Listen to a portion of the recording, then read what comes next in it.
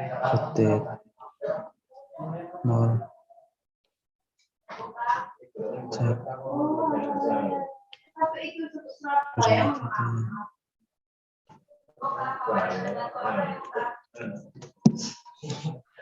To all attendees, I would like to remind you to mute your speaker.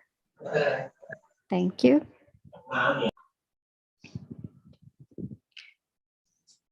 Next, I would like to remind you again to fill your attendance form shared through the provided link in the Zoom chat room, which will be closed in 15 minutes from now. Before moving to the next agenda, please allow me to elaborate about today's lecture. Today's lecture theme in R2SEP for Hard Engineering stream is about research management skill, which will be delivered by our speaker, Professor Dr. Rosalina Abdul Salam from University Saint Islam Malaysia, and Dr. Rarasmaya Indraswari from ITS, who will be the one conducting our today's session as our moderator.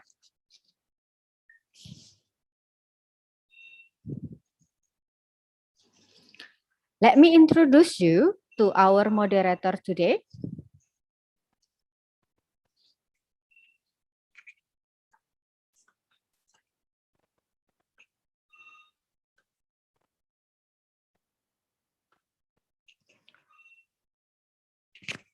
Our moderator today, Dr. Rarasmaya Indraswari, is graduated from ITS for her bachelor, master, and PhD in informatics.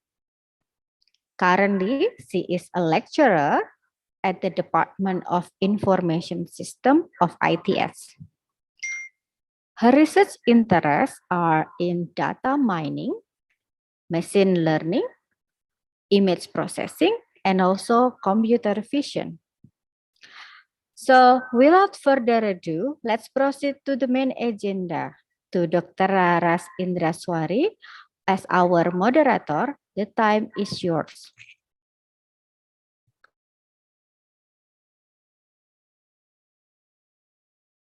Okay, thank you very much, Bu Dewi.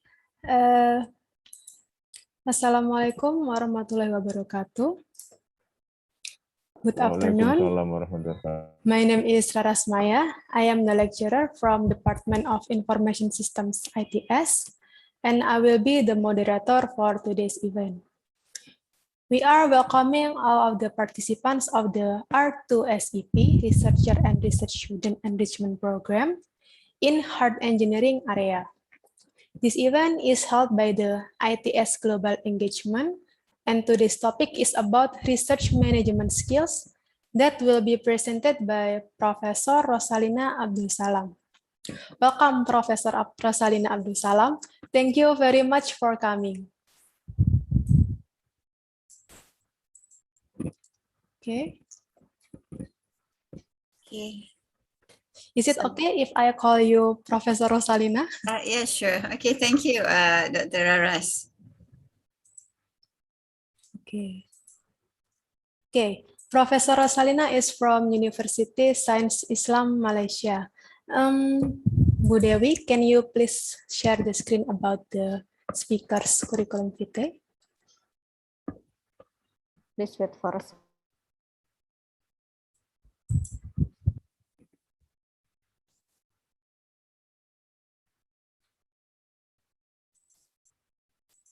Okay, first I will read the curriculum vitae of our honored speaker.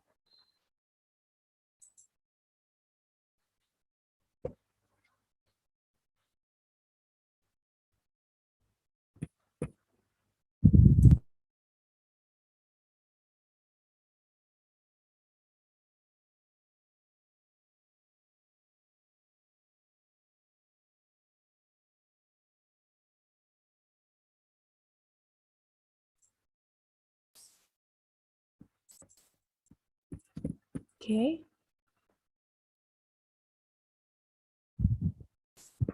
Professor Rosalina Abdul Salam is from University Saint Islam Malaysia. She got her PhD degree in computer science on 2001 from Hull University, UK.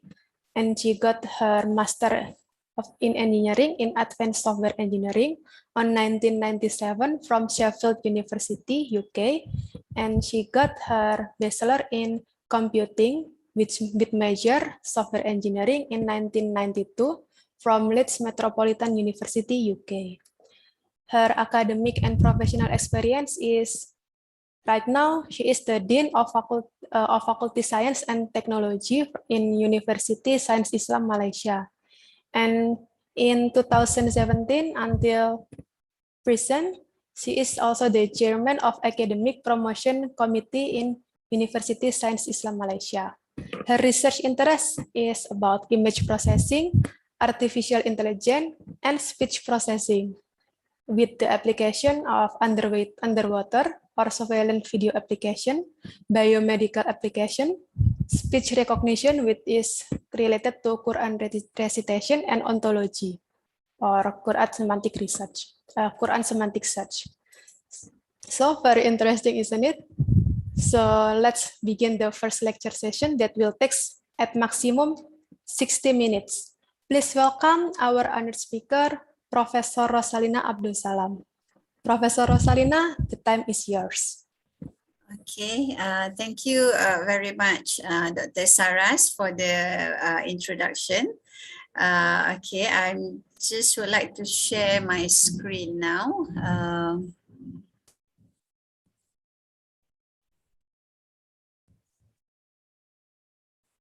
Okay, can we see this? Can we see the screen at the moment? Okay, please continue, Prof. Yes, we can see it. Okay.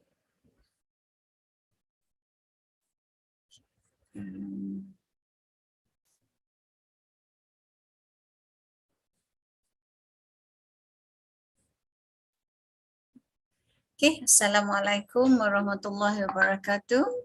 You can hear me well, is it? Salam warahmatullahi wabarakatuh. Yes, Yes. you can hear you well. Okay, yeah. Okay, Bismillahirrahmanirrahim. Assalamualaikum warahmatullahi wabarakatuh. And thank you very much for ITS actually for inviting me again this time to give another talk for this R2SEP program. Okay, so I really appreciate this. And I think for those who've been with me last time with the talk, I'm sure that you still can remember a few things that I've highlighted. Okay, so I think let's start straight away without wasting our time. Okay, so this is actually the R2SEP programs. I'm sure that all the students from ITS are well versed about this. And obviously there are a few students from USIM themselves together with us today. So R2SEP, actually we started last time. I mean, you guys started with the expectations from being a postgraduate student. And in March, I already given a talk on the expectation and also about time management. And then obviously you have the finding research idea, literature review, and then common research methodology in your field. And now this is the research management skills. So basically, I'm sure by now you might have attended some of the earlier programs. So, and most of you, I'm sure that all here today are with the research program. I'm sure you guys are the postgraduate of either the master's or the PhD programs. So basically, if we look at, actually, I'm putting a few of my earlier slides, the one that I presented on the 18th March, okay? So if you look at this, remember that I said that the expectation of being a postgraduate student is whether you are ready, right? So then when we say that whether you are ready is because about your time. Again, it's always when we are doing research, it's no longer like we are doing our coursework or even with our undergraduate programs, okay? So those are different because you will be having classes, assignments and whatnot. But whereas for the programs of my research, you will definitely eventually you're going to submit a thesis, so that carry the whole weightage for you to either get your master's or your PhD. So the PhD, obviously it will carry the title of the doctor, okay, the doctorate title with you. So this is something that you got to, I mean, even before we talk about the research management skills, so if you have this in you, then you shouldn't be having that much of problems. And then when we talk again about the research management skills, obviously you have to be ready to learn new things, and then and whether you are willing to adapt into a new way of thinking, because this is like going to repeatedly, you're going to ask the questions of how and why you are doing this kind of research. Okay, so you must have a very good self-motivation. And then the second part is actually, I remember if you, if you, some of you who attended, you might be, you can recall about this slide as well, your plan and the reality. So this is throughout my life being lecturers and now even being professors. So meaning that this is a normal route that you are going to go through. So obviously when you started your research, you will think that it's going to move nicely, smoothly. So let's say it's like 3 years for PhD, and maybe you have got a very good grade for your undergraduate. So you might believe that you might not be facing that much of difficulties. But in reality, those are not really true. I always say to my students that there will always be, like, at least for PhD students, there'll be a nightmares. Those nightmares are actually from starting the first part, which is the proposal defense, and then when you are doing the experimentation. Okay, either you're using a software tools or you are in the labs or workshops. Okay, and then finally about the writing up the whole thesis. So what you want to do is try to eliminate some of the hurdles that you will be facing. So if you are ready at the beginning mentally, that you know that some of the things that you might come across, so at least you are much ready to face whatever consequences or any hurdles that come throughout your studies. So okay, let me share you some of this. Again, these are the most basic skills that are required by all the students, by research students. So because again, with from my experience, sometimes the students come like without being mentally prepared that what is actually by research programs are. So they are like, they thought that, okay, they come, there'll be a topic, then they'll just do a project. But basically a research is a research, it's not just a project. So when we talk about research, it's not just about the implementation and get the results. So there are whole lots of it, okay? So the first thing that you must also look is actually about the research ethics. So sometimes you're dealing with either animals or humans. Definitely you'll need those clearance. Okay, so these are something that in the research management skills that you must have that. Otherwise, if it doesn't involve people or animals, then that should be okay. But another thing is about the plagiarism, the respecting of the ownership of other people that has done the work. Remember, when we are writing our problem statement, actually we have to go through the literature, and then finally from there we are going to sort of look at what they have done, and then you're coming out with a problem statement. So this is something that at times students like trying to get away, and then with the technology currently it's easy for us to do copy and paste. So those are something that must be in you about the integrity and also the research ethics. Okay.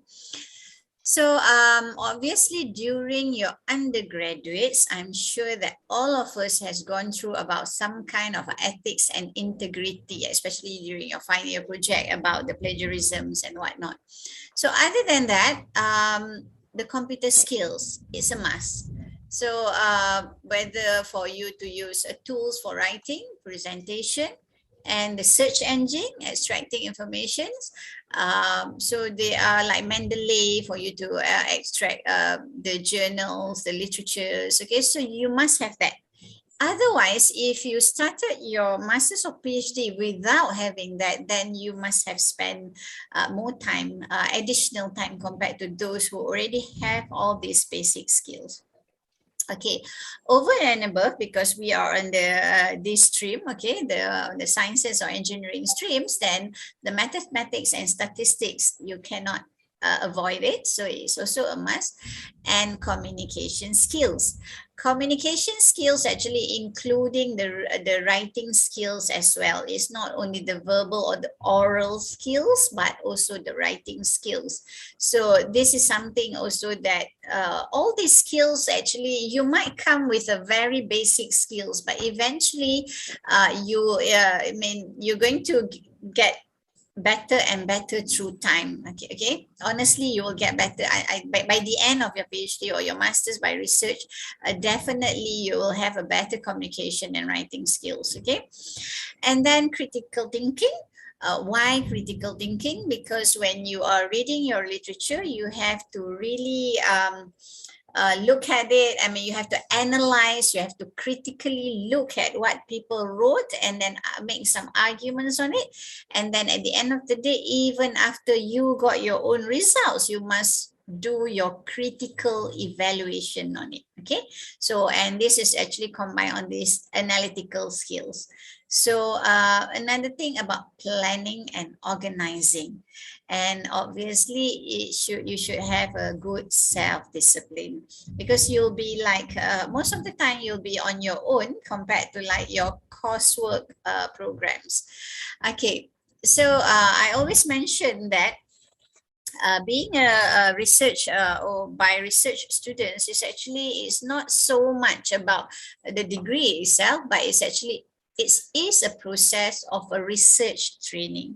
So when we say that it is a process of a research training, meaning that you must have that research management skills, because it's all about research. Okay, so and then all this process eventually is going to make you more matured, and you'll be able to critically analyze any situation. So this is going to be, I mean, after you completed your thesis, your PhD or masters, you should be able to have all these skills. Otherwise, something is really, really wrong. Okay, so again, I think this one I mentioned earlier last time. This is about before enrollment, what need to be done and so on. So this is about your background, choose the program that suits you. Okay, your research interests. Okay, find a suitable supervisors, and obviously a draft proposal. So then immediately after enrollment, remember the most important part is actually the time management and project management, that you must discuss this with your supervisor. And what you have to do is you really have to identify a research problem. Even before you started your research, you already submitted an application. So by then you might already have some kind of idea, but then after enrollment, this is going to be polished a bit with your supervisor. Then you might want to look at a bit more into the depth of the research problem. And obviously the writing part should start earlier. Okay, so this is something, for the whole research activities that you're going to look at, it's about the project management. You cannot run away when we are doing our PhD or a master's. So what you're going to do is you must have a very good project management skills. So because just now when we talk about the problem, so then what you're going to do is you're going to look at, normally when we start to identifying our problems, it's all about theoretical part. Then next is the design stage. And finally, you are going to put that into the experiments and run in your labs. And finally, you'll get some results, and then only you're going to analyze your own results. Okay, then you will start all of this when we talk about theoretical. Okay, so your library search. So later I will go into the time management. So then you can see that for each of these activities, actually there are skills that you need to acquire. and develop. Okay, so being a student for a postgraduate student, so when we say that, okay, you got to do literature review, so sometimes you feel that, well, just like reading, getting and cut and paste from literature, that's not really what you have to do, but basically you need some skills on that. So that is also part of your research management skills that we will going to have a look later a bit. Okay, then your resources. Okay, your resources. What are your resources? Actually, you must know when you have the title, what are actually your resources is all about. So basically for people in the hard engineering, it's either that you might need some new materials, or even as simple as Raspberry, Arduino, or even any other parts that you might have to purchase. So this is very, very important, not just resources about the software or even the books or the library search, but physical physical materials that need to be purchased. So this is very important because sometimes we have to have like external materials. At times it can take like 3 to 6 months to order it and to get it. So these are something that you must put in your planning. And of course, you must get familiar with the risks of doing a research. There are always a risk, okay? So risk can be again about your resources just now, but risk can also be other external factors, like maybe you might have, family issues. There's so many things. So all these things, when you are doing or when you are putting all these activities in your plan, so you must consider like putting, let's say we have 3 years. So you must manage that you're going to have a break, like 30 days per year or something like that. Hoping that all of us been given a good health, okay, inshallah. So then after that, after you got the title and you know what your research problem is all about, so what are you going to look at it? First of all, when you have the research idea, the research topic, you must actually ask yourself about the impact, whether your research is making an impact or not. If you yourself are not able to do that, that's where your supervisors are there for you. So remember, above all, your project management skills should be with you. Then obviously about resources, all these things you can discuss with your supervisors. But being a postgraduate student, we do expect you to be very independent as well. So meaning that when we say you have to be very independent, the moment you already got the title, you must remember that what are the things that are going to happen with that problem, the research problem that you're going to do. So whether it does have an impact either to the society, industry, or any impact at all. So if it doesn't have any impact, you should be asking yourself, why are you doing this research? Okay, and at times, sometimes students, they just waited for the supervisors to give them the title. So this is actually I would say it's quite dangerous to accept the title from the supervisor. Is good, but if you can have the title from, you get the title from your supervisors, but you should ask the question, what are the impacts that's going to happen with this kind of research?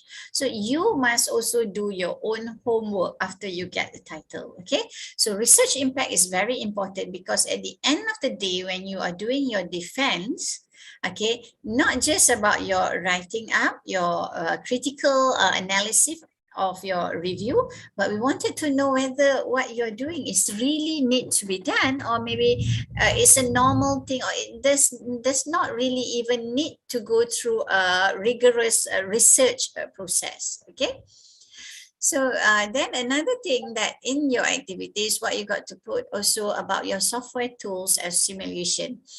The current situation with the pandemic, okay, some of us might not be able to go to the labs. So simulations sometimes are acceptable. So these are also that you can have a look at. And obviously we cannot run away with software tools, especially for our analysis and our evaluation later on. Definitely we will need to identify this at the beginning. And even sometime for writing up the thesis, you can look at maybe LaTeX, okay? That's going to help you a lot. And then goes your research design. So in your research design, obviously it'll be also the part of your software and hardware, but this is the most crucial part, the process in the research design itself. So by having all those things, you can also, as sometimes you are stuck. I mean, you are stuck and you might not want to discuss it. Of course, I do have students and I do encourage them to communicate with other researchers. If not from your own university, let's say if it's in your own labs, definitely you'll be seeing each other's and then you might be asking around. But you can also communicate with other professors from other universities. So in most cases, we do response, we do response. I mean, we academics do response at times. If we cannot help them, we will say that we cannot help. But try to look if they are doing something similar to what you are doing, do this, please do the communication with other researchers, not from your own country, even abroad, And then finally, if you know that what you're doing, your research design are in line with what you want to do, then obviously you're going to either build the system, do the experiments or whatnot, And after you got that, it's going to be your result analysis, and we know that the evaluation, evaluation is another skills that students might not get, not familiar with, because you have to evaluate. Remember, when you do your problem statement, you have to look at the state of the art, right?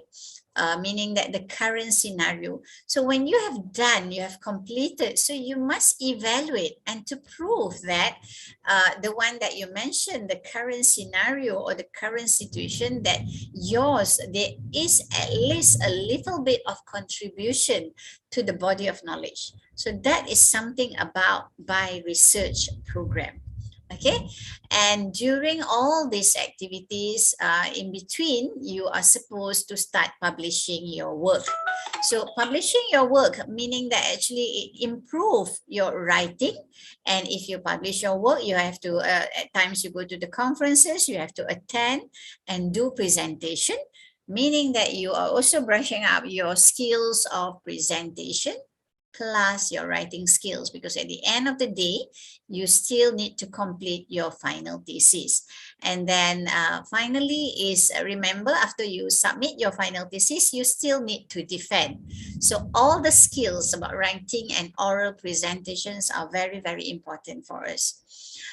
So this is about thesis writing. So this is towards the end already, Then let's look at the factors, Remember when I said that when you have to, one of the research management skills is about your time management and your project management. So please also look into external factors that can come in. It can be from family, it can be social, kind of activities or whatnot, and financial. Currently we do have, with the pandemic, people lost jobs, so your family or your you yourself might be having a financial situations that you have to go through. And then internally, facilities might not be sufficient, maybe, as I said just now about resources. So if you cannot get immediate, so you have to discuss also with your departments or the faculties. And the support. Sometimes the university themselves got a very good support, either your postgraduate centers or even at the faculty themselves. And motivation. So motivation can come from your own supervisors or even from the faculty or the postgraduate studies.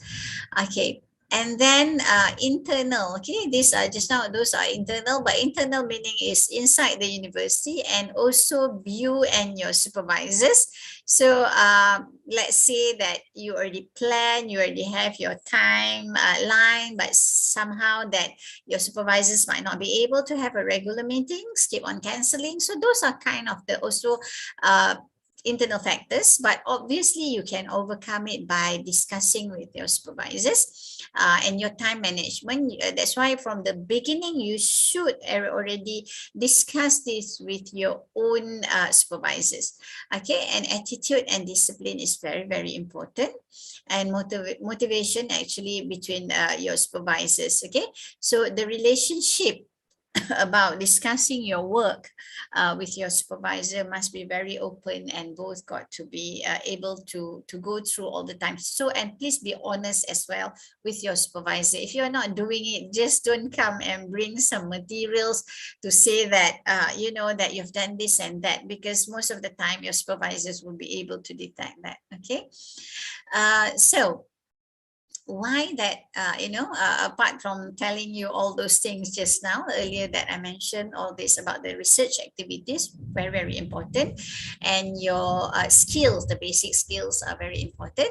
So why actually you have to bother about this? Why can you just put this aside? No, you can't, because by having all these skills and your time management is going to help you to stay focused and organized. Remember, if you're doing a PhD, normally is like 3 years. So, but at times, if you don't stay focused and if you are not organized, there are people even graduated after 7 years. Okay, so this is because you didn't plan it properly. Okay, you must plan all this upfront.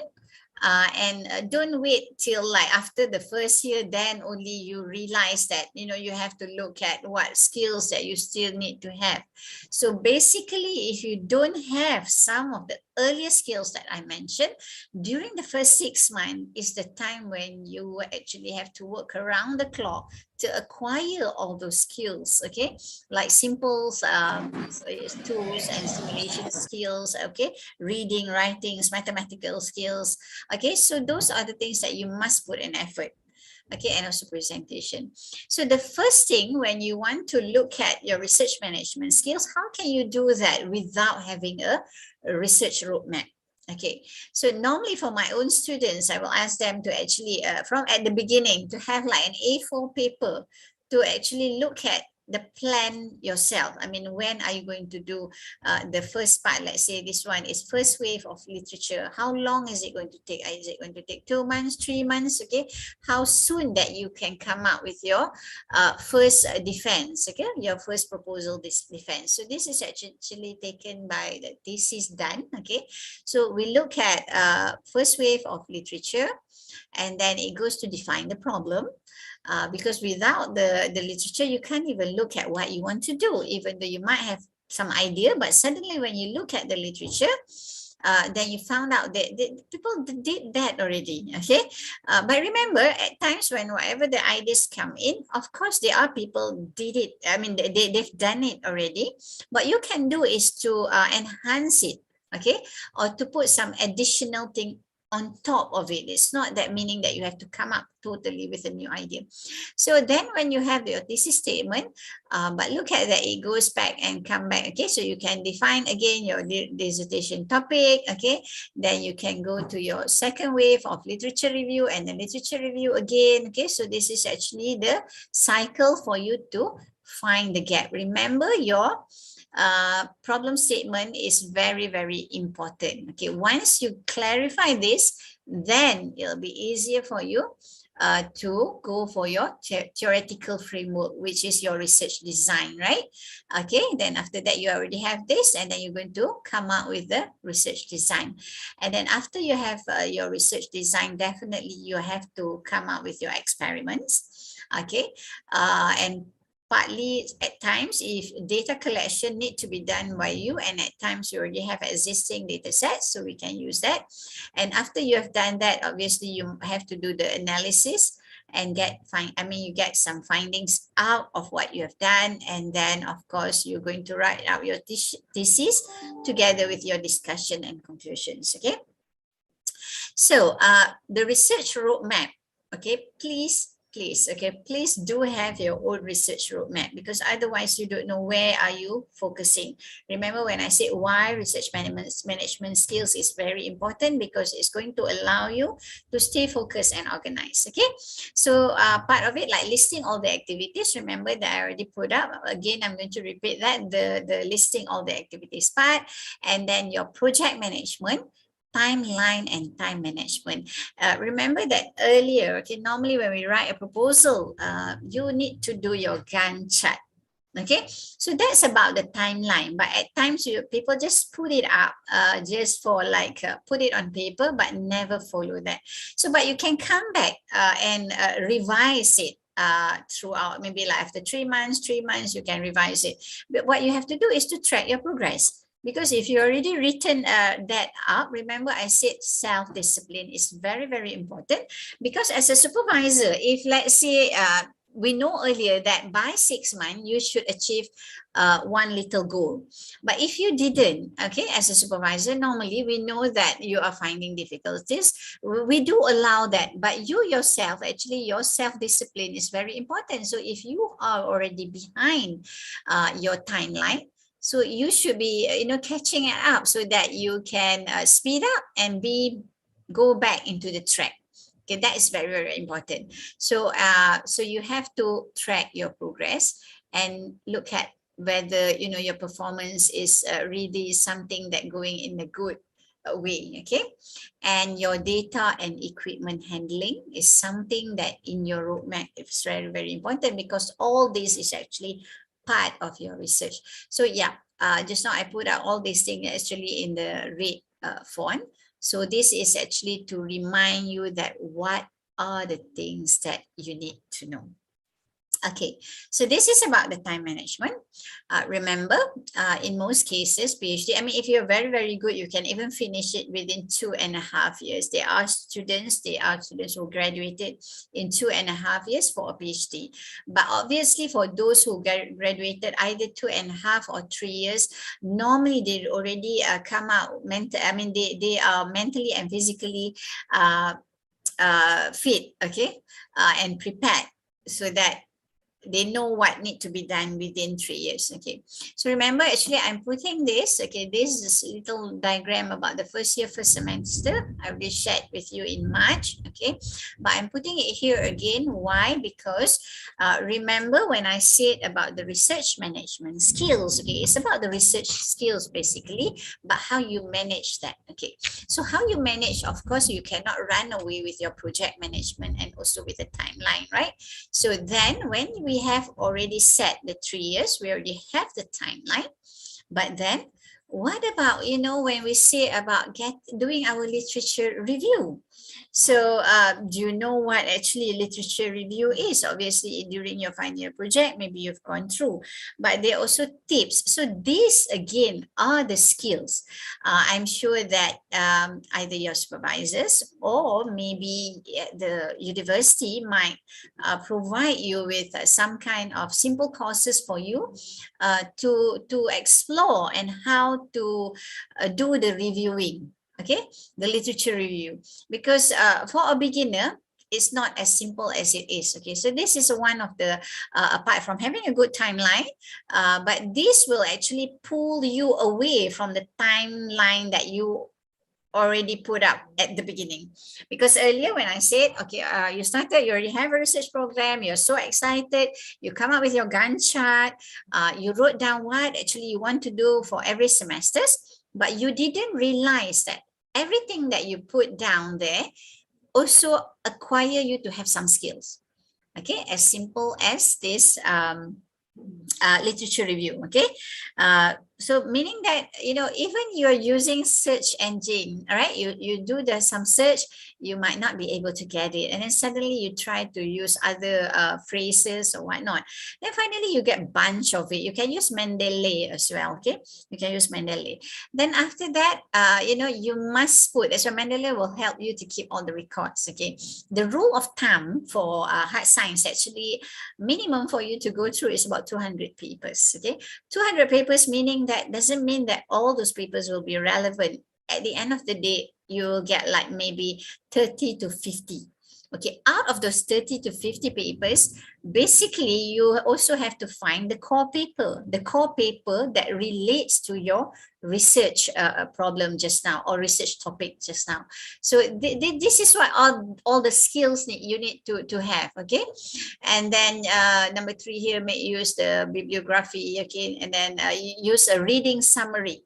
Okay, in most cases, what students will do is after reading the literature review, they will give the summary. Okay, at times the student pass the summary to the supervisor. That's not the way. Actually, that is something that you have your own summary.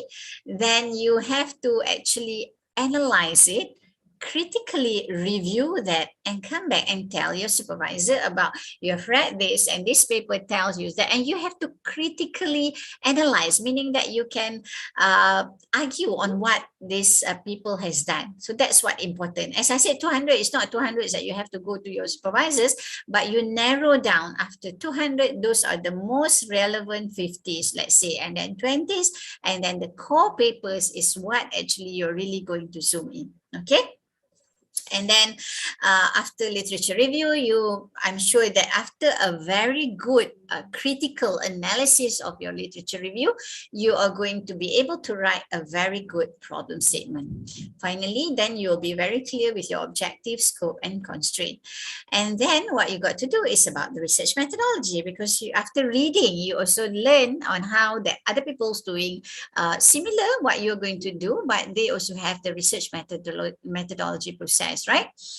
And then when we say that, how to read a journal article, of course, just now I said when you read the articles, you have to write down, you have to analyze, but then there are also steps, and they are also about skills, how to read a journal article.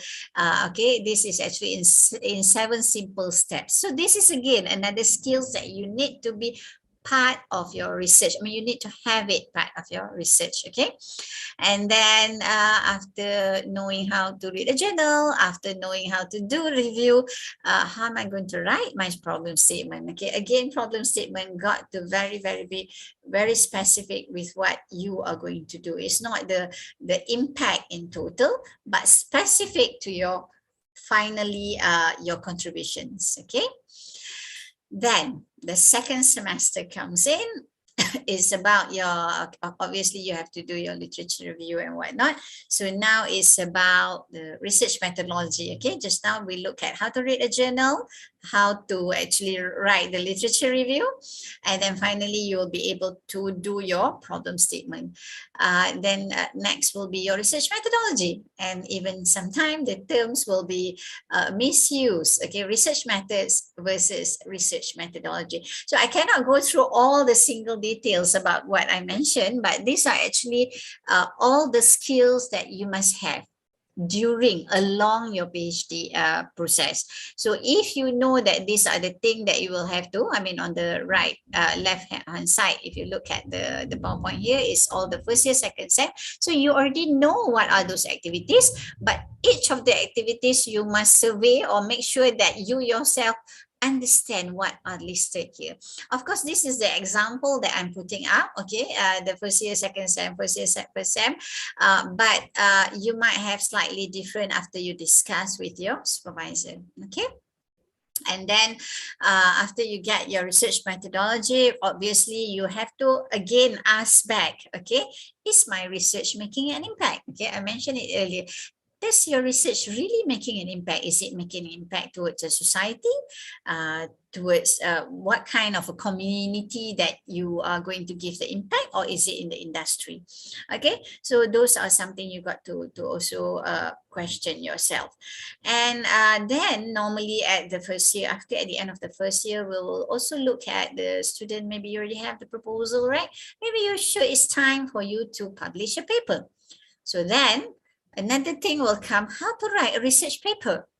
You know, again, reading a journal paper just now is actually a skill, but now after the second sem, it's about writing a research paper. So this is another thing that you must also develop your skills.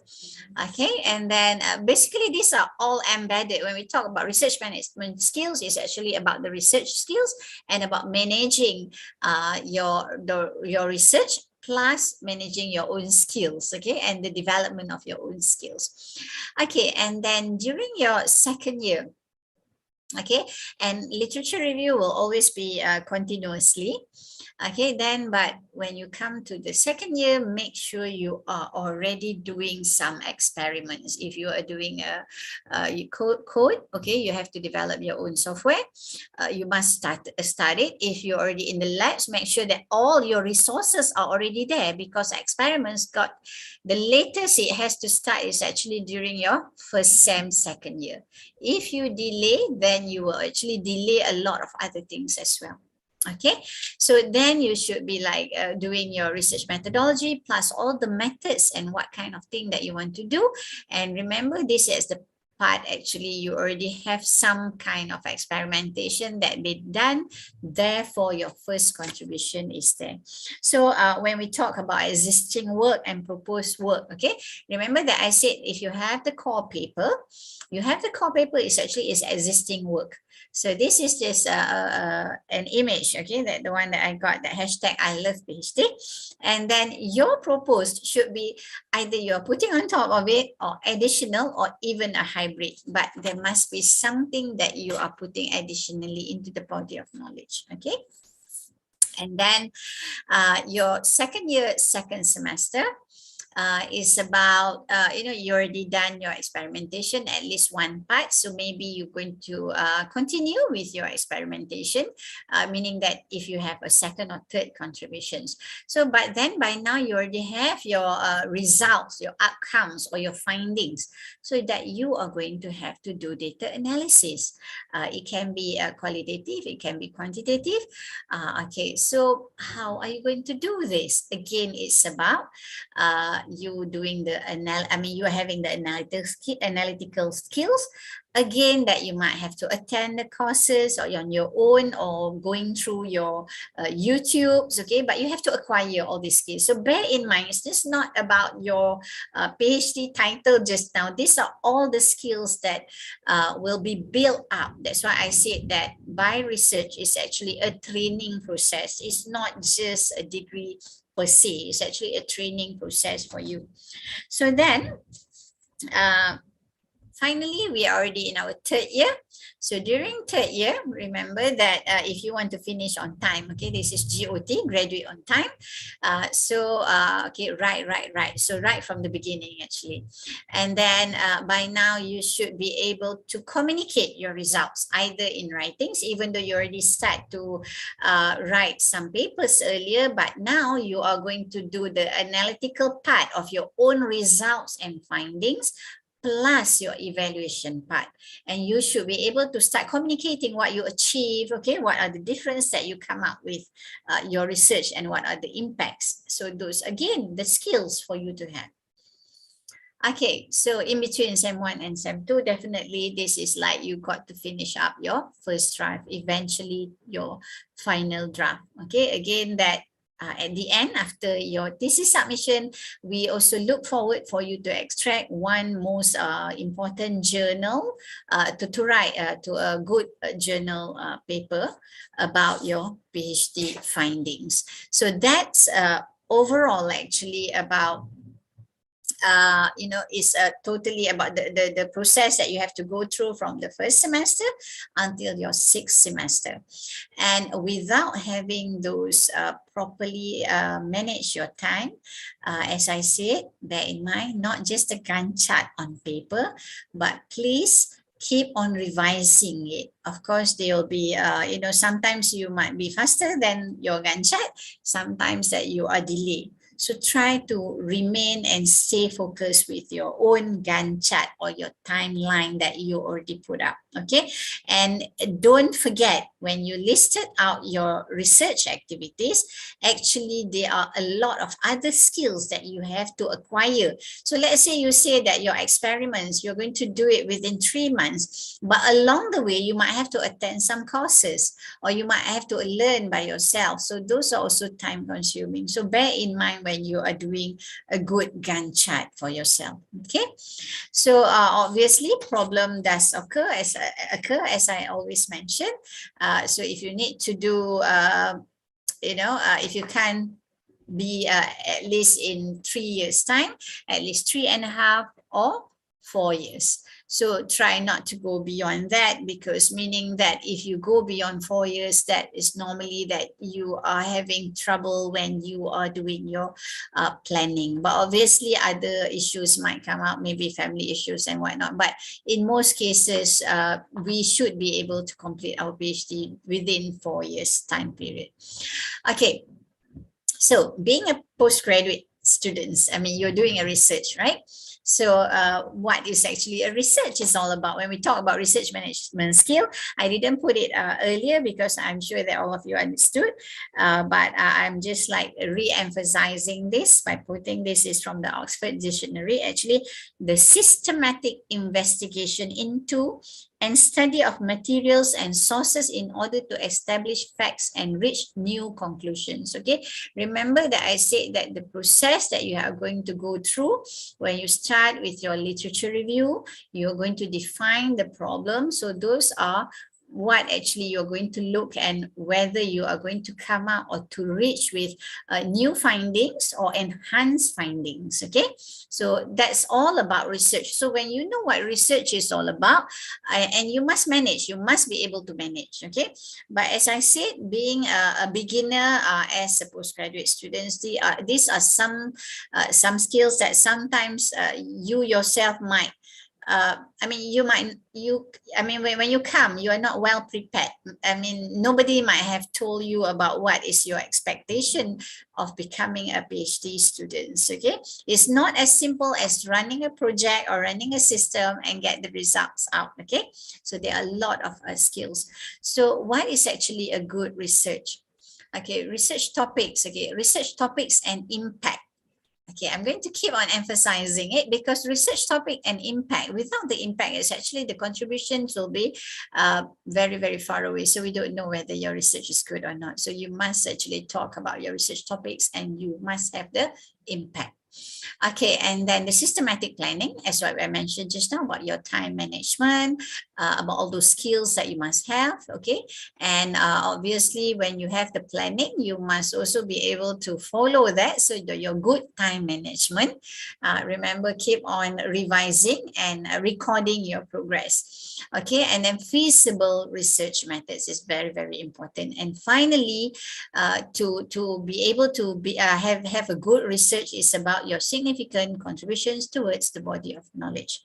Okay, with that, actually, more or less that I'm just like trying to give you the overall view of what need to be with you and what are the expectations that you should look at if you don't have all the skills yet. So be ready to go back and look back at your your timeline and do some amendments there. Or if you are in the right track, alhamdulillah, that's good. Okay, and don't forget about your social life. You must always, it must be a well-balanced life about your PhDs and masters. Either you're doing a master's or a PhDs. So that's all about me. I think I'm more than happy to have questions, and because I love to have like maybe two-way communication will be much better. So okay, that's all. Dr. Raras. Okay, thank you very much, Professor Rosalina, for the interesting presentation. Thank you very much for sharing your experience and expertise regarding this topic. Your explanation is very thorough, from the basic skill that we need to conduct postgraduate research, and then the step-by-step that we need to do in each semester of postgraduate program. And now we will enter the question and answer session. I will invite the participants. If you want to ask a question to Professor Rosalina directly, you can use the raise hand button. In addition, a participant can also ask questions via chat or by using the Google form provided by the committee. Okay, right now there is already one participant that raised their hand. Please, Bapak Widya Wasta, you can ask directly to Professor Rosalina. Thank you. Assalamualaikum warahmatullahi wabarakatuh. Salam.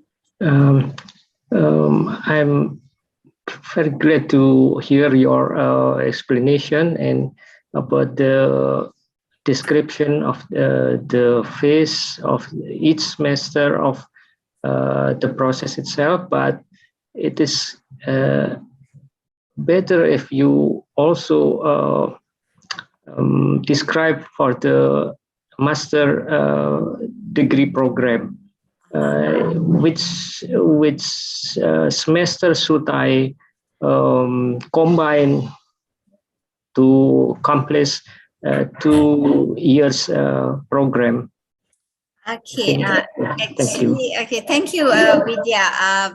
Is it Vidya Wasta? Okay, actually, I do have that. Okay, because of the timing that we have here, I will try to download. I mean, while waiting for other questions, actually, I already have the slides of the time management for the master's degree. So if that's what you want, I will share it in short while. But for the time being, maybe we can, while I find it from my folders, I will try to answer other questions as well. Will that be okay?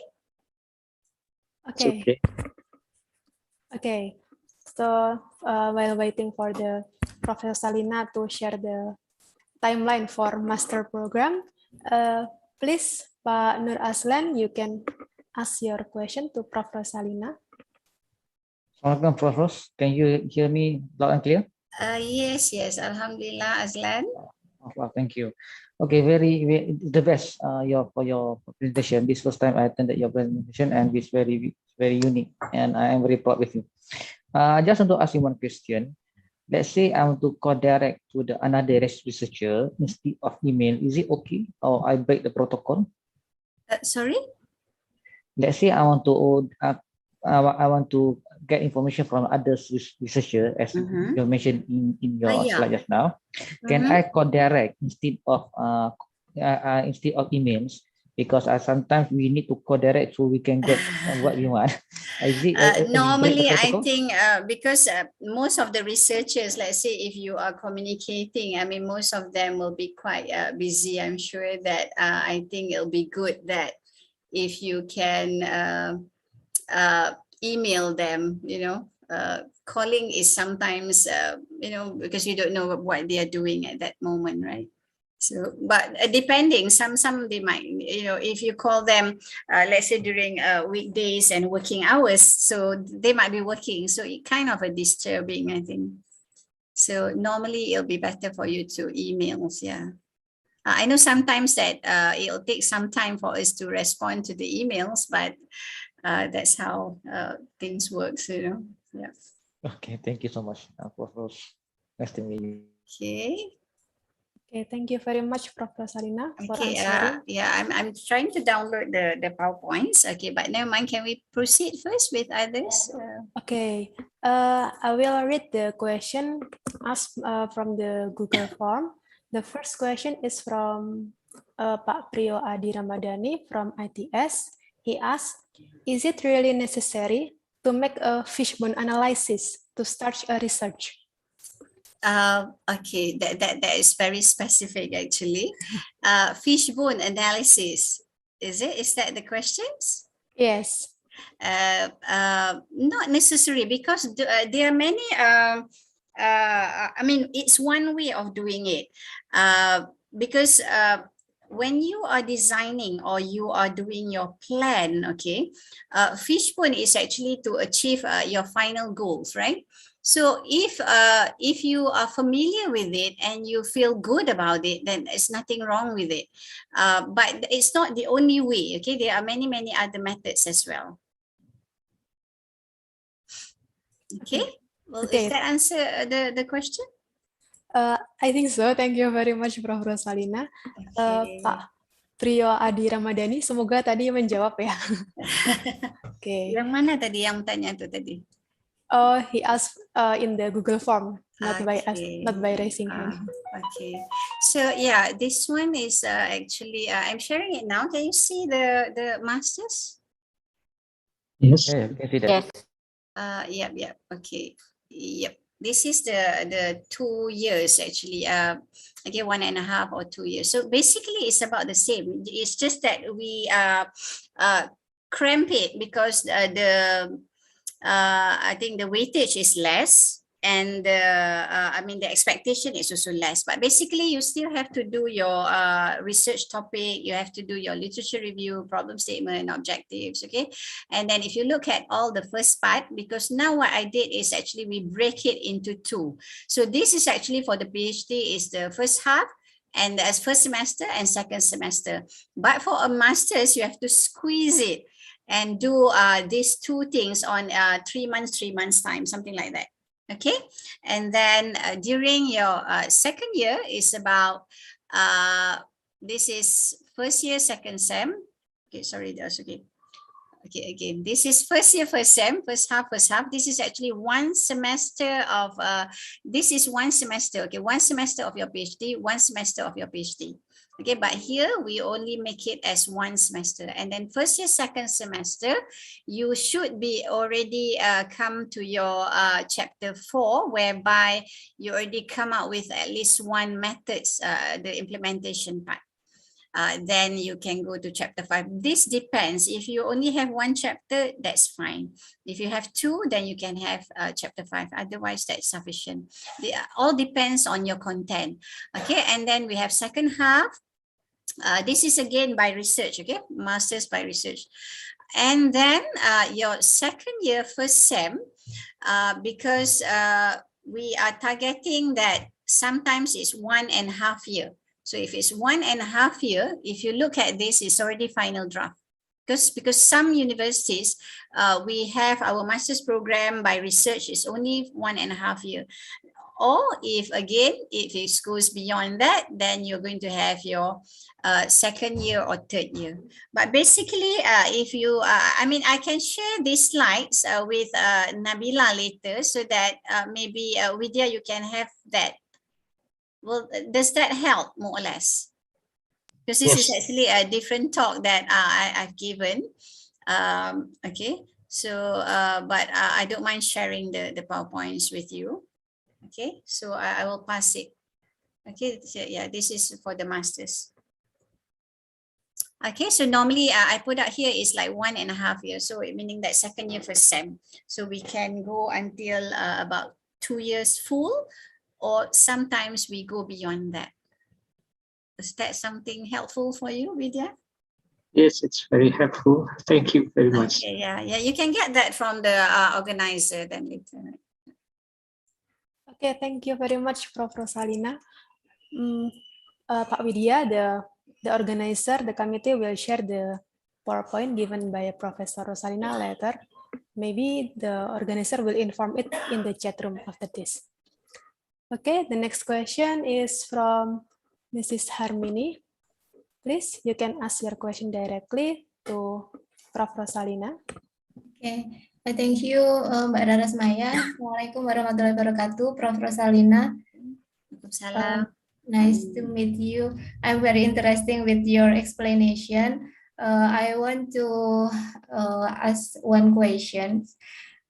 What semester we should be publish our work to journal? I think this is very useful for me to manage our time.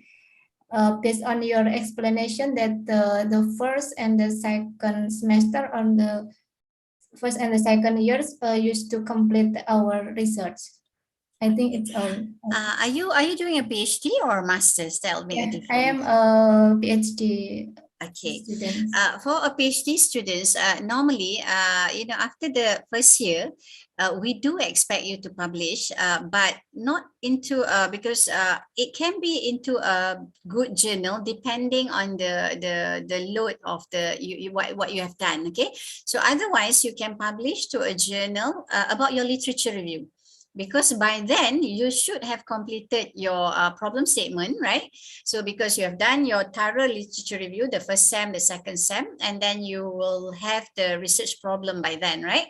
So so you can actually have a systematic SLR, okay, systematic literature review, and publish that. And if you have a very extensive with some recommendation or proposal, you can even get to a very good journal publication. But again, this depends. So normally as a supervisor, we will look at how actually the students progress by the end of the first year, because normally there will be a proposal defense, right? So during that time, we can see already what is actually how much the weightage or the content of what we can publish.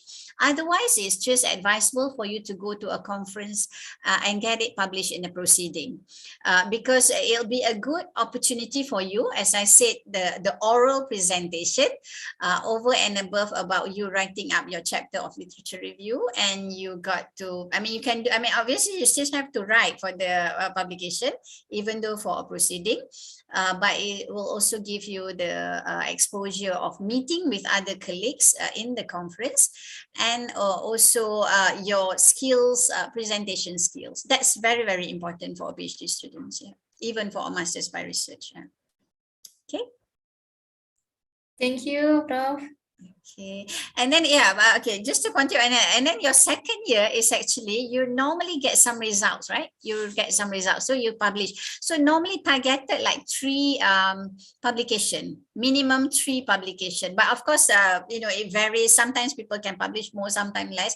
But to me, I would advise like minimum 3 publication at least for one PhD. So the final one is actually after you submitted your own, the final thesis you submitted. So you still have time while waiting for the viva, publish another one.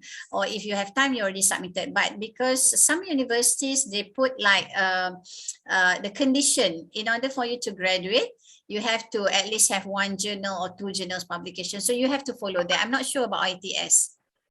Do you guys have the regulations of submissions of these publications in order for you to graduate? Maybe Dr. Raras, do you know that? In ITS, it's actually the One only Only one, journal yeah, because it varies. Some universities, they ask for 2 journal 1 proceedings, you know, some are 1 2. journal and 1 proceeding. Yeah, so basically 1 journal 1 proceeding, meaning that minimum the first year 1 proceeding, and then the second year 1 journal. So by the time the 3rd year you submit your thesis, then only you, or you can submit together your thesis plus your another article. Yeah, so normally the expectation, I mean, this is why I said that you also have to discuss with the supervisors, because of in USIM, of course, I know the regulations, but over the, you know, in ITS, it might be different. So, and maybe there are other audience as well. So you must know what is actually the requirement of the university for the publications as well. And then, but the guideline that I give, normally it'll be sufficient for you to graduate, at least like having a 3 publications. Yeah.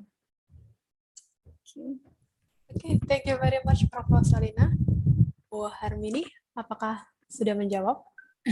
Yeah, Mbak Rarasmaya. In our department, we have to submit 1 conference in the 2nd semester and then 2 journal. Yeah, so basically end of the first year, right? The 2nd semester, yeah. So because normally after first year, you already have your proposal, extended proposal. So your extended proposal should have a very good literature review. So definitely you should be able, if you are on time. Otherwise, if you delay that, then it'll be the 3rd semester. Okay, thank you, Professor. Okay, you're welcome. Thank you, Professor Rosalina. The next question is from Pak Muhammad Zaki. He asks, what is your suggestion when we deal with situation that we face that our research don't qualify our time?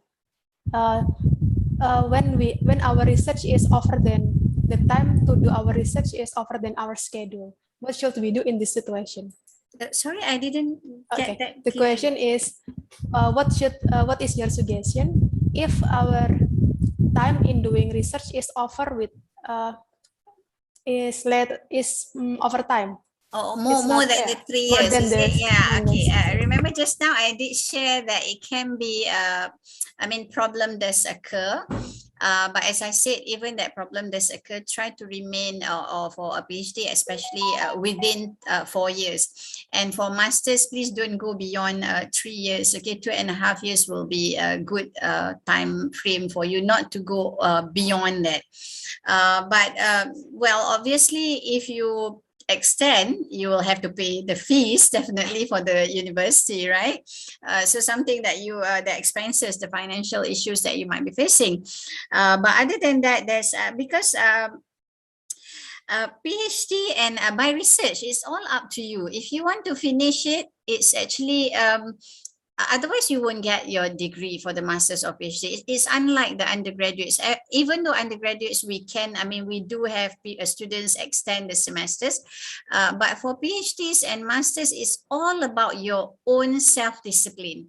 So if you go beyond that, it's nothing wrong, but there are time limit again at the university. Each universities normally they have a maximum semesters, right? Otherwise, the student will be terminated. But there are also universities even allow you to go as many as 20 semesters, meaning that 10 years. Okay, there are universities do allow that. There are universities will just give you 14 semesters, meaning that 7 years. So, but obviously, if you go beyond that, you still have to pay the fees. That will be something, on your part. You're going to suffer a bit on that. But otherwise, if you are doing a part-time and you feel that you need the time, that's nothing wrong with it. But remember, okay, please do remember, the longer you extend it, your literature review, you keep on have to come back and write it again. Okay, because it might no longer be valid anymore, or it's not valid. It won't be sufficient. You will still keep on adding, because by the time you submit the thesis, during your viva, the external will ask you about the recent work that has been done, the state of the art. Remember your problem statement. So if you, let's say that during the first year, you already have the problem statement, but then only after 6 years, so the gap, especially for us in this area, like engineering and sciences and technology, things move very quick. So I think you keep on to come back and do some literature review and look at whether your problem statement is valid or no longer valid. So those are the risks. Remember that I put up just now also about risk. So meaning that the 3 to 4 years time is quite good, because LR normally we look at 5 years, at least you must have 5 years within the time that you submit. So 4 years or 3 years is a good time for you to complete your PhD. Okay, thank you very much, Prof. Rosalina. Actually, I want to ask regarding your answer just now about the development of technology which is currently very fast, especially related to the development of methods and algorithm in the field of computer science, because I saw that you also doing research in the field of computer science.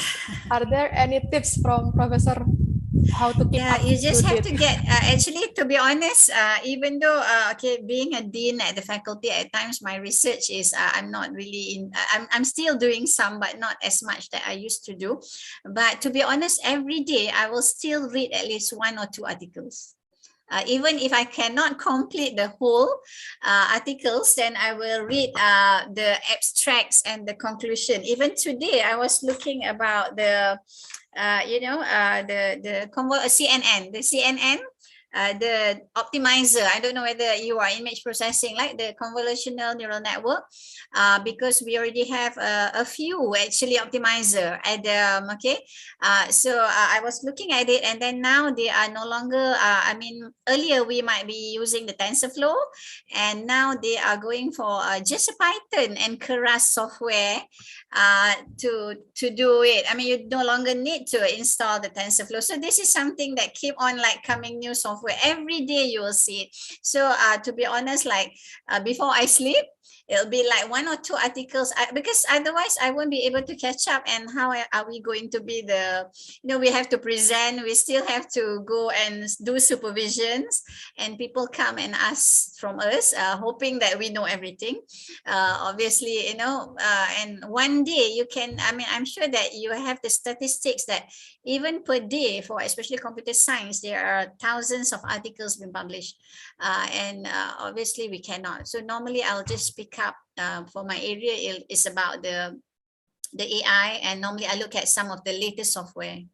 I used to, if you want to know, late 80s, okay, when I was like doing my degree, was about object oriented, and then masters I was doing C++. and then a bit of prologue. But now, you know, then the Java comes in, the Julia comes in, the MATLAB, the Python, now the TensorFlow. So we have to just be, we have to update ourselves all the time. Otherwise, then it's our duty. That is our duty as a lecturer. But of course, for the students, it will be different. Yeah. Okay. Okay, thank you very much, Prof. Rosalina, for the tips. I think I will do that from now on. Read one article per day. Yeah, one or two will do. I mean, we might not be able, even for the students, okay, you're doing your LR. So at least before you go to sleep, just look at one or two articles. I mean, not really going to word by word, but at least you know what are the current algorithms, or what are the current tools that are available. Like just now when Dia was asking, like mechanical engineering right now, they are using ANSYS for this fracture, the molding, right? They have plenty of simulation tools. I know because I'm also looking at the TensorFlow for the fracturing, and yeah. So this is something that, you know, otherwise if we don't catch up, then we'll be losing. Yeah. Okay, thank you very much, Prof. Another question is from Miss Fanny Juanita. She says, while I write a thesis or do a research, sometimes I often overthink to reach the extra miles result. So there are many uncontrolled variables, which I think in my research. So there are many uncontrolled variables in her research. And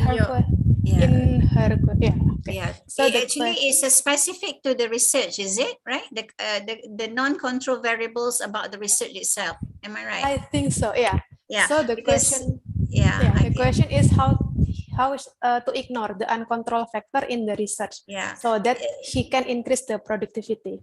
Finish the research. Okay, so uncontrolled variables, okay, it can be like that. That's why I asked, is it about the research or other outside variables? But if it's within your research, the uncontrolled variables is very important actually, because this is something that you should report in your research.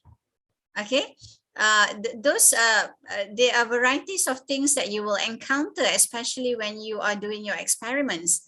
And bear in mind, as a postgraduate students, don't omit, don't just, even though it might be time consuming, I know. That's why I mentioned earlier, the second year about the experimentation is whereby you must be very careful on how you do your experimental setup, okay, to reduce the numbers of unwanted variables just now. But if there are, please do report that, because your report about these uncontrolled variables is actually can be a minor contribution for your research.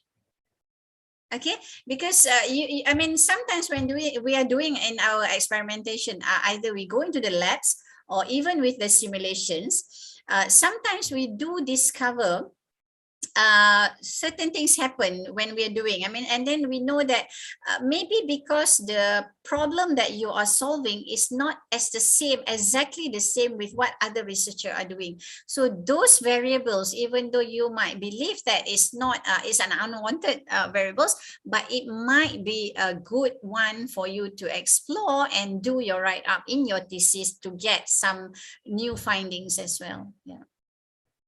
Okay, but too many meanings that you must be careful, or I mean, if it's too many, meaning that your experimental setup that you created earlier might not be, you know, properly designed. That's why the research design about your experimental setup are very, very important. So you should look at, remember I said about the core papers just now.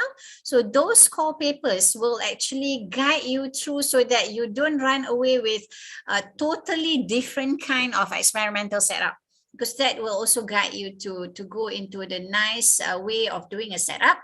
But obviously there will be a lot of things comes in during your research. That's why we call it a research. So even though whatever your results is worse than the existing, it's actually a findings. So do report that as well. Okay, thank you very much, Prof. Rosalina. If there is other question from the audience, yes, you still have time to ask the question directly to Prof. Rosalina, or maybe write it on the form provided by the committee, or write it on the chat. Okay, while waiting for the question, from the audience. May I ask one last question from me? I think, yeah. Prof, what will you do if you already, for example, if you already propose a method, a contribution for your research, and then suddenly in the middle of your postgraduate research, another researcher publish a journal, yeah, which is, I think, will be similar with your research. Okay, so remember the timeline that I put up, like every year for the PhD, okay, for the PhD. I mean, for the master's also, you still have to, because after your extended proposal, you already write down your problem statement, you already have your LR, meaning that you already have the proposed method at the end of your first year. Remember that? So that's why you publish. So the moment you publish is actually you're putting a stamping that that's your work. Even though you haven't done the experiments, because that is your proposed methodology. And inside your proposed methodology, you already have the proposed method. Okay, thank you very much, Professor, and for the tips. There is another question from Pak Sudirman. He asks, can you share any tips or advice on how to manage time so we can finish on time, especially for doctoral students who are still working and teaching? Okay, yeah, doing part-time is very hard, I'm sure. But you have extra semesters, right? If you're doing it part-time, unless you are working and you are doing it full-time, that is very good. It's very, very challenging. I do have two of my students from different universities doing a PhD under me, and they are working full-time. So it's very tough for them.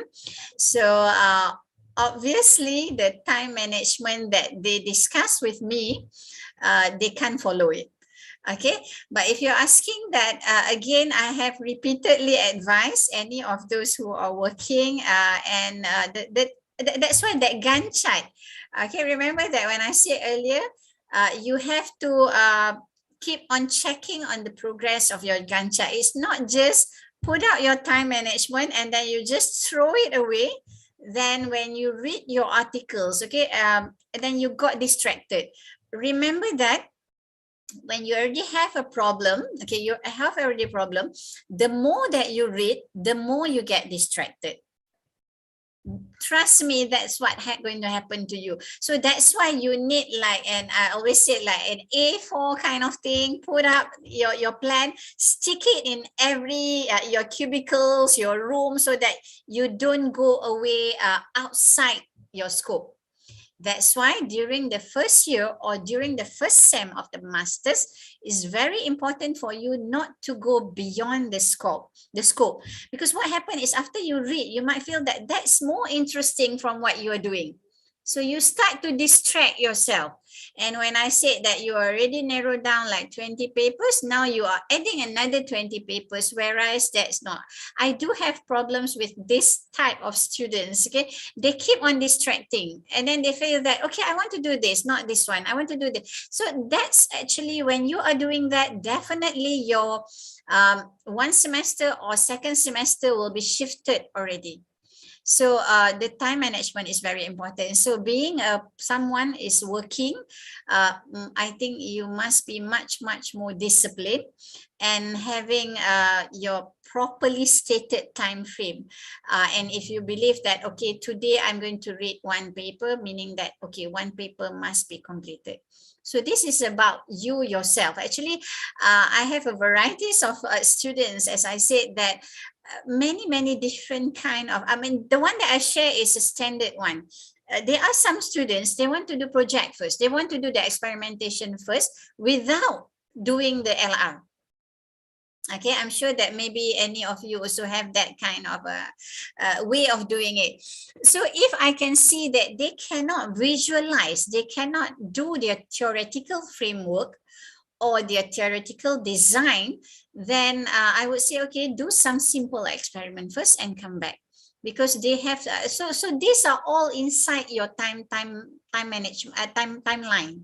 So bear in mind. So that's why I said the first semester or the first few months of your research, you must constantly see your supervisors to get that advice. And be honest, just tell your supervisors that I cannot visualize, I cannot see that my literature review is going anywhere. So that's where the role of the supervisors come into. Say that, okay, never mind, just do some experiment first. But normally, it's a bit hard because sometimes when you do experiments, so you still not be able to see the theoretical framework is quite tough for that. Yeah. So, but I think no clear answer to say that how you can be within. Actually, it's about self-discipline. Same like I think for even the Muslims, you know, we have a discipline that we have to do 5 prayers per day, you know. So those are about discipline. You know. Actually, today is Diwali. You guys are not on holiday, is it? We are public holiday in Malaysia today. Oh yeah, what kind of holiday, Prof? Today in Malaysia? The Hindus are celebrating the Deepavali. The Diwali, yeah. In Indonesia, it's No, the yeah. working Okay. day. Okay. Maybe in Bali. Okay. Yeah, maybe. Okay. Okay, yeah. Any other questions? Yeah, feel free. I think this is the last question from Nazia Nizat from USIM. The question is, what is considered to be a contribution to the body of knowledge when there is two body of knowledge that need to have some contribution? For example, Quran and technology or word literature and technology. I think this is about multidiscipline research. Multidiscipline, yeah. Okay, so yeah, that is from Usim, is it? Okay, so okay, multidiscipline depending. Okay, I'm not sure whether the student is from which faculty. If you're doing, let's say, a PhD in science and technology or engineering, so it's very clear that the contribution got to be in either in engineering or technology, but partially the minor contribution can be on the Quran or other than that. But if it's already a master's or PhD, but because in USIM we also have Islamic science, okay, PhD or degree programs. So in that, you can have like both. So remember that contribution is not only one, okay? Contribution for a PhD normally you'll be looking at, to me, I would say 3, and later on 2 will be sufficient. So it'll be a major and minor. So either it depending on what kind of a degree programs that you are enrolled to, and you can have 1 major and 1 minor, or if you want to balance out both, I actually have a similar weightage, maybe 50 with 50. So you still need to have those 2, and your supervisors will have also be from the 2 disciplines, and your external will also be appointed with 2 different disciplines. Yeah, because now there are many people coming into the multidisciplinary research, right? Yeah. Yeah, so it must be there. If it's a multidiscipline, it must be minimum 2 if you are having 2 disciplines. Okay. Okay, thank you very much, Prof. I think that's the last question. Thank you, Prof. Thank you very much, Prof. Rosalina, for the interesting and insightful discussion. But unfortunately, the time is running out and we must end our discussion today. I wanted to make a simple summary regarding today's topic.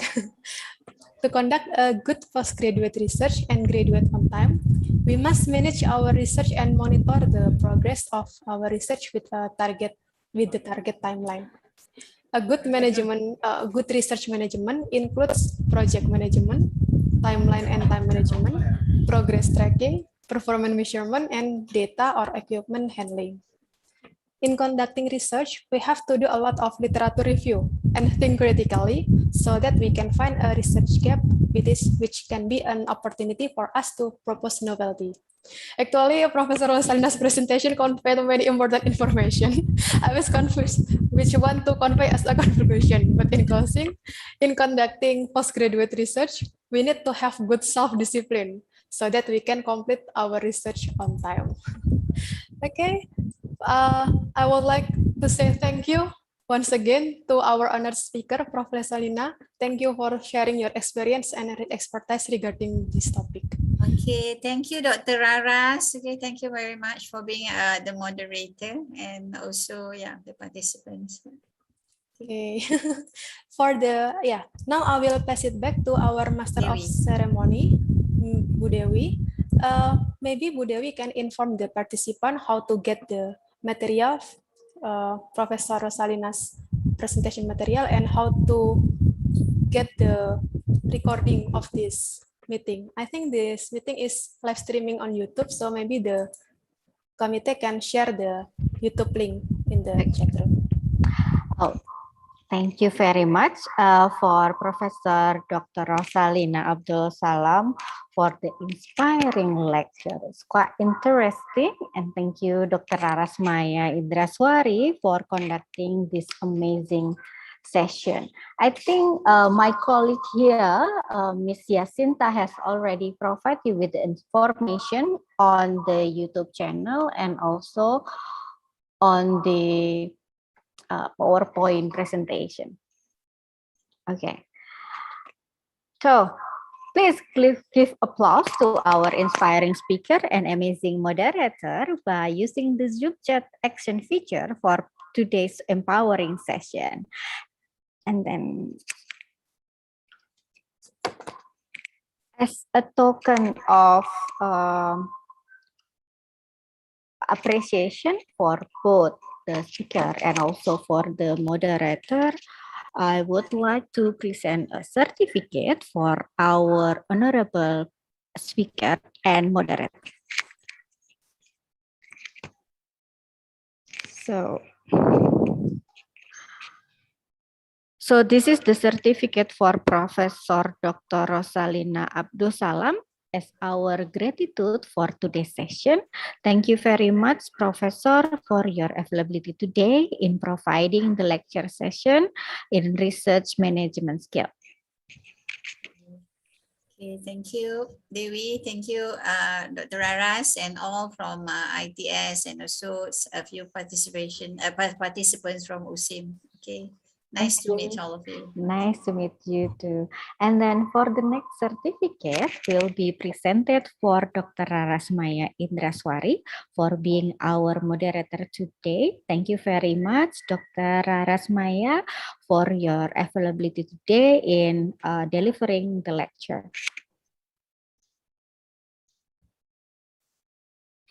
Now, I would like to inform you our future agenda on RTOSEP for hard engineering stream, which will be on 18 November 2021 with Dr. Natario Indrawan from the U.S. Department of Energy with the topic of getting published. You can see the poster on that we are showing right now, and you can check on it on ITS Global Engagement website. And then before we end our session today, I would like to invite all participants along with the speaker and moderator to have a group photo. For all participants, please open your camera so we can have the group picture, and also don't forget to smile. Okay, I will make a countdown. This is like 8 slides, so it will take a while. Okay, 3, 2, 1, smile, guys. For the next slide, 3, 2, 1, smile. And then for the third slide, 3, 2, 1, smile. For the fourth slide, 3, 2, 1, smile. Oh, sorry. Next one. The fifth slide, 3, 2, 1, smile. Next one, 6, 3, 2, 1.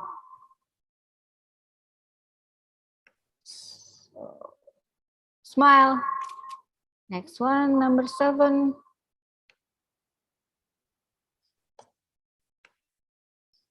Three, 2, 1, smile. Next one, the last slide. 3, 2, 1, smile. Okay. Now that we have finished the group photo, I would like to remind all of the participants to fill the feedback form provided in the Zoom chat room. The participant who will get the stamp for it is the participant who comes on time during this event until the end, and also fill the feedback forms. Finally, we have reached the end of today's R2SEP, and we sincerely apologize for any inconvenience during the session from me as the Master of Ceremony and also from the committee as well. We will see you again on the upcoming session. Once again, thank you everyone for joining the session. Thank you the speaker, thank you the moderator for the inspiring session. Good evening, stay safe, healthy, and bye-bye. Wassalamualaikum warahmatullahi wabarakatuh. Thank you very much, Prof. Rosalina. Thank you, For the Prof. committee.